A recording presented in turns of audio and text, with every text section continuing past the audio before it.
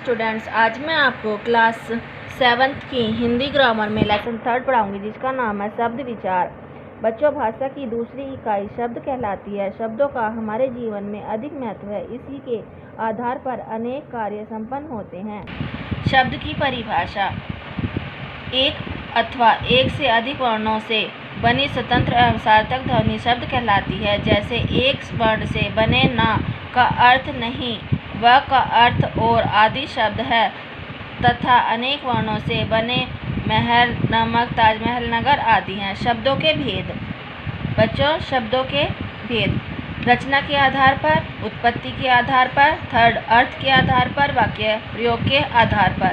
रचना के आधार पर शब्दों का वर्गीकरण इस आधार पर 3 प्रकार से होता है: रूढ़ शब्द, यौगिक शब्द और योग रूढ़ शब्द। रूढ़ शब्द वे शब्द जिनको अलग अलग करने पर कोई सार्थक अर्थ ना निकले, ऐसे शब्द रूढ़ शब्द कहलाते हैं।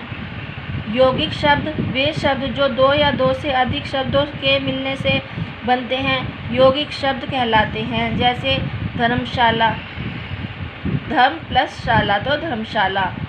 योगरूढ़ शब्द ऐसे शब्द जो 2 या 2 से अधिक शब्दों के मिलने से बनते हैं पर किसी विशेष अर्थ को दर्शाते हो, योगरूढ़ शब्द कहलाते हैं। जैसे जलज, जल प्लस ज, विशेष अर्थ कमल।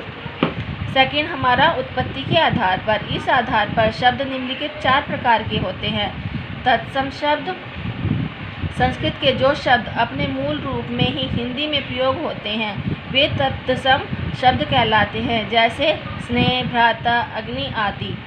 तद्भव शब्द हिंदी के वे शब्द जो संस्कृत शब्द में परिवर्तन के साथ बने होते हैं, जिनका तद्भव शब्द कहलाते हैं। जैसे गाय, गाय को गो।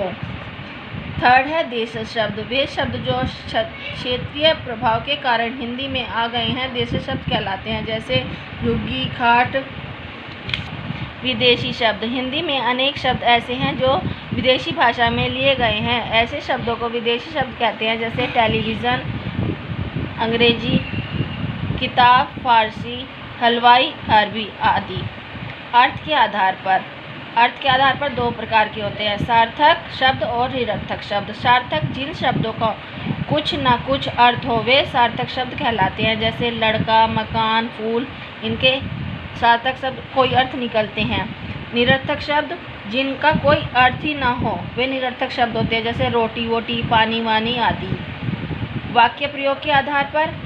विकारी शब्द वे शब्द जो लिंग, कारक तथा वचन आदि में परिवर्तन के कारण परिवर्तित होते हैं, विकारी शब्द कहलाते हैं। जैसे घोड़ा, घर, पीला, वह जाता है आदि। विकारी शब्द 4 प्रकार के होते हैं: संज्ञा, सर्वनाम, विशेषण और क्रिया। अविकारी शब्द जिनका रूप प्रयोग के कारण ना बदल सके, अविकारी शब्द कहलाते हैं। जैसे खिलाड़ी तेज दौड़ता है, खिलाड़ी तेज दौड़ते हैं। अविकारी शब्द कितने प्रकार के? 4 प्रकार के होते हैं: क्रिया विशेषण, संबंध बोधक, समुच्चय बोधक और विस्मयादि बोधक।